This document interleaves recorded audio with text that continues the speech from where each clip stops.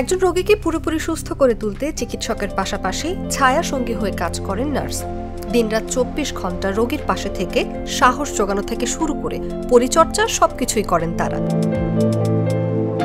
তবে এই গুরুত্বপূর্ণ পেশাতেই রয়েছে সংকট। দেশে এখনো ঘাটতি রয়েছে দক্ষ ও প্রশিক্ষিত নার্সের। বিশ্ব স্বাস্থ্য সংস্থার মতে বাংলাদেশে প্রতি ১০,০০০ মানুষের বিপরীতে নার্স রয়েছে ৬ জনেরও কম, যেখানে প্রয়োজন ২০ জন। এমন প্রেক্ষাপটে এক ব্যতিক্রমী উদ্যোগ নিয়েছে প্রাণ আরএফএল শিল্প গ্রুপ। ২০২২ সালে নাটোরের চাঁদপুরে অত্যাধুনিক আমজাদ খান চৌধুরী নার্সিং কলেজ গড়ে তোলে শিল্প সংস্থাটি।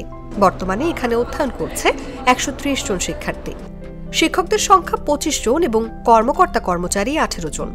রয়েছে অত্যাধুনিক ল্যাব এবং স্মার্ট ক্লাসরুম।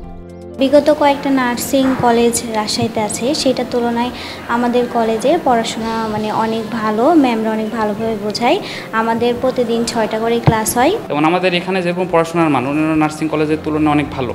এখান থেকে পাশ করার পরে এখানে ৬ মাস ইন্টার্নশিপ করবে, এরপরে একটা লাইসেন্সিং পরীক্ষা হবে। পরীক্ষা হওয়ার পরে তারা যখন RN সার্টিফিকেট পাবে, রেজিস্টার্ড নার্স হবে। রেজিস্টার্ড নার্স হওয়ার পরে তারা যে কোনো জায়গায় চাকরির জন্য অ্যাপ্লিকেশন করতে পারবে এবং করতেও পারবে। আর একটা ডিপ্লোমা এখন বেরোচ্ছে, তারা এখন বর্তমানে ইন্টার্নশিপ করছে সোহরাওয়ার্দী মেডিকেল কলেজ হাসপাতাল, এখানে ইন্টার্নশিপ করতেছে। আমাদের এই রাজশাহীতে যতগুলো নার্সিং কলেজ আছে তার সব ইনফ্রাস্ট্রাকচার বলেন, সব কিছু সুযোগ সুবিধা, ক্রাইটেরিয়া ফিলফিল, তারপর সিলেবাস অনুযায়ী ক্রাইটেরিয়া যা দরকার সব কিছু আমাদের আছে। স্বাস্থ্যসেবার জন্য নার্সিংটাই বেশি প্রয়োজন। এই বিষয়টি প্রাধান্য দিয়ে কোর্সগুলো সাজানো হয়েছে আন্তর্জাতিক মানে। কলেজ কর্তৃপক্ষ বলছে শিক্ষার্থীদের বিদেশে পাঠাতেও সহায়তা করছেন তারা। আমরা ফরেন মার্কেটের সাথে কানেক্ট করার জন্য চেষ্টায় আছি।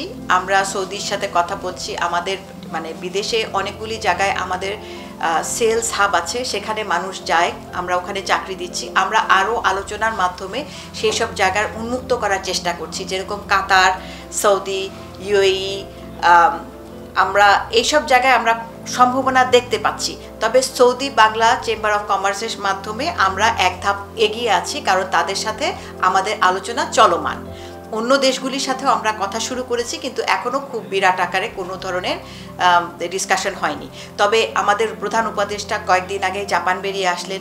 জাপানে উনি অনেক সম্ভাবনা দেখতে পাচ্ছেন এবং উনার যে নার্সিং ইনস্টিটিউট আছে সেখান থেকে কিন্তু এখন বিদেশে যাওয়া শুরু হয়েছে। আমরা যদি গড়ে তুলতে পারি আরও নার্স, উত্তরবঙ্গ থেকে, নাটোর থেকে যাওয়ার পথটা আমি খুব ভালো দেখছি। এছাড়াও বিদেশে নার্সিং পেশার কদর বেশি থাকায় প্রশিক্ষিত জনবল সরবরাহ করে মানুষের আর্থসামাজিক উন্নয়ন ও দেশের জন্য বৈদেশিক আয় বাড়ানোর লক্ষ্য প্রতিষ্ঠানটির। ছাত্ররা যারা HSC পাশ করে বের হচ্ছে, নতুন যে ডেমোগ্রাফিক ডিভিডেন্ডটা আমরা পাচ্ছি, তাদেরকে একটা স্কিল ডেভেলপমেন্টের মাধ্যমে যদি আমরা বিদেশে পাঠাতে পারি, তাহলে তাদেরকে ঝাড়ুদার হিসেবে যেতে হবে না, তাদেরকে লেবার হিসেবে যেতে হবে না, তাদেরকে আমরা আরেকটু উন্নত লেভেলের শিক্ষা দিয়ে স্কিল ডেভেলপ করে আরেকটু ভালো জায়গায় আমরা পাঠাতে পারবো।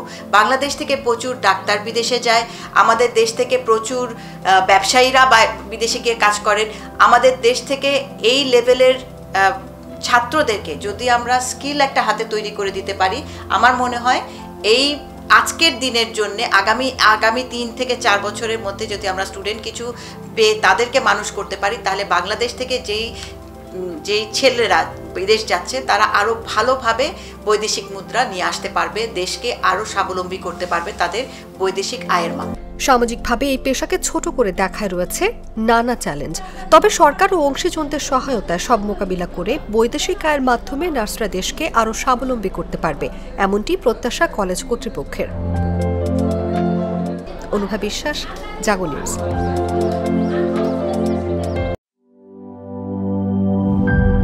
নাটা জেলি আর পানীয়র এক অসম কম্বিনেশন ড্রিঙ্কো।